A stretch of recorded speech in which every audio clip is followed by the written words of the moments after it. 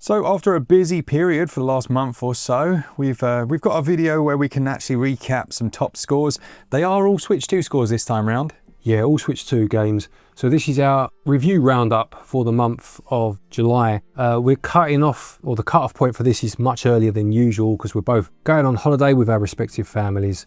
So only 5 games to give you. But yeah, these are the 5 scores going from lowest to highest. Lovely stuff. All right, what are the highest scores? Well, let's find out.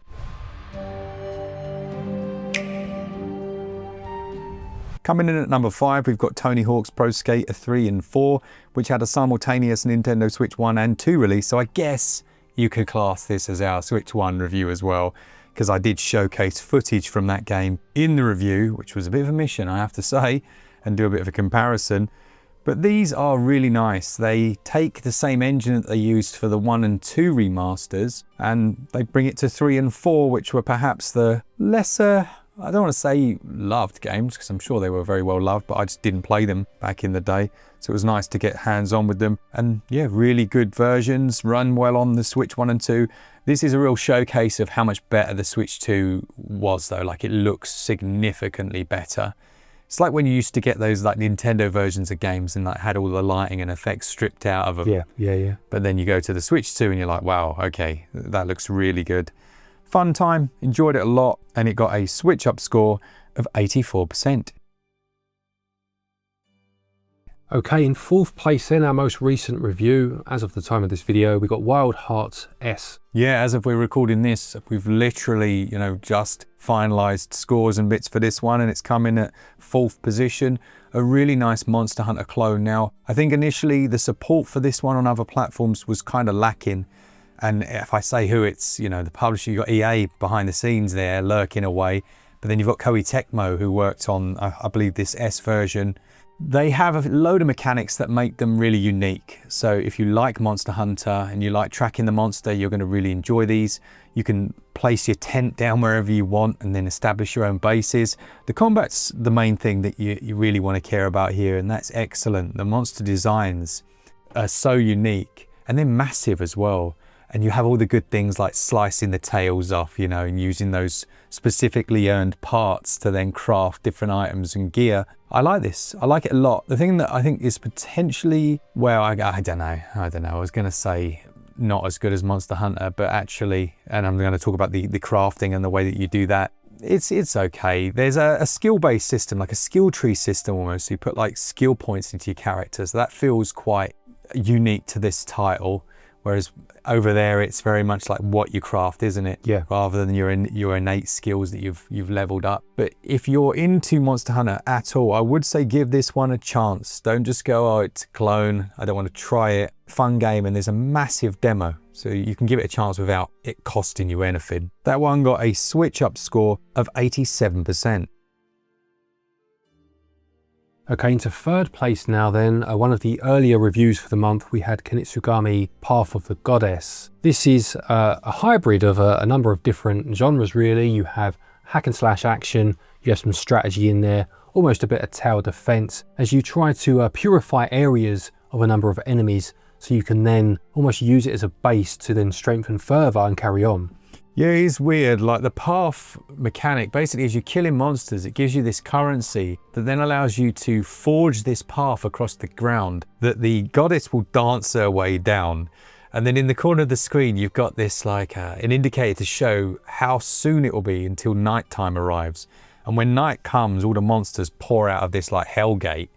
You gotta like, hack and slash and survive whilst recruiting villagers as well that have been like crystallized by the monsters and giving them roles that then help you fight. It sounds absolutely bonkers, but it's pretty simple really. It's like fight at night, during the day, forge your path. That's basically it. And then each stage has a hidden number of collectibles.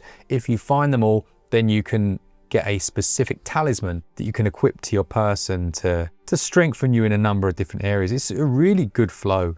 And the boss fights work in a similar way. You can recruit everyone that you've managed to save along the path. You can then give them a role to help you fight that boss. Great game. That one got a SwitchUp score of 89%.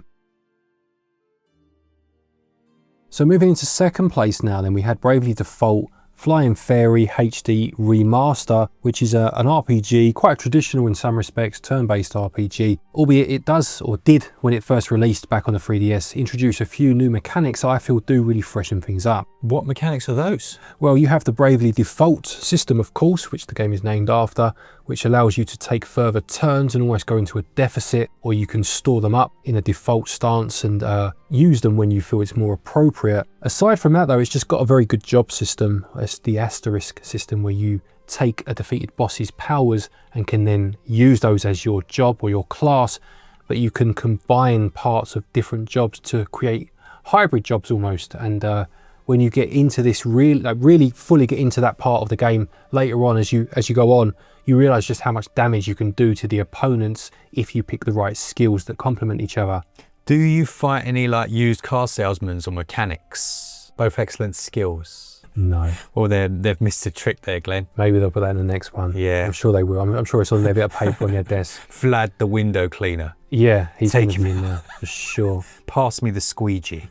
Despite the lack of some essential jobs, he got a SwitchUp score of 90%. And in first place for July, then we had Donkey Kong Bonanza.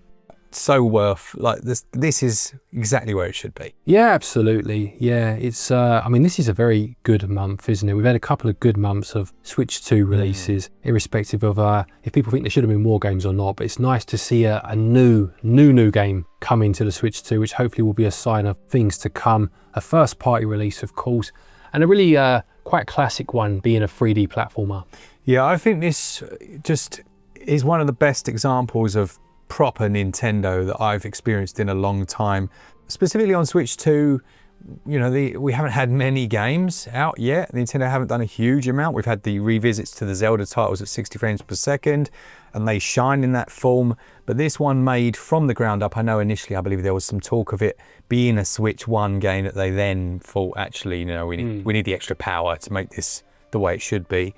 It's just great. I just loved it. I really, really love this game. Yeah, and I don't feel a new Nintendo console's release is complete without a 3D platformer these days. Ever since Mario 64, you know, it's kind of been a staple. It used to be 2D before that, of course. So it's nice to finally have that now. I say finally, it's only been a month, but it's nice to have that now. Perhaps should have been a launch title, but I can see it staying up there even when newer games come out. Yeah, I can. The team that worked on Odyssey just did a great job here. This is a cracking game. Definitely. And I think it might end up being a bit of a console seller because word has already started to spread. There's not a negative review that I can find. And I see a lot of comments on Twitter of people going, oh, I wasn't that interested in Switch 2, but this game looks like a bit of me. I wonder if, again, outside of those in the know, whether the fact it's Donkey Kong and not Mario will mean it doesn't sell as many to the uninitiated as it otherwise would have.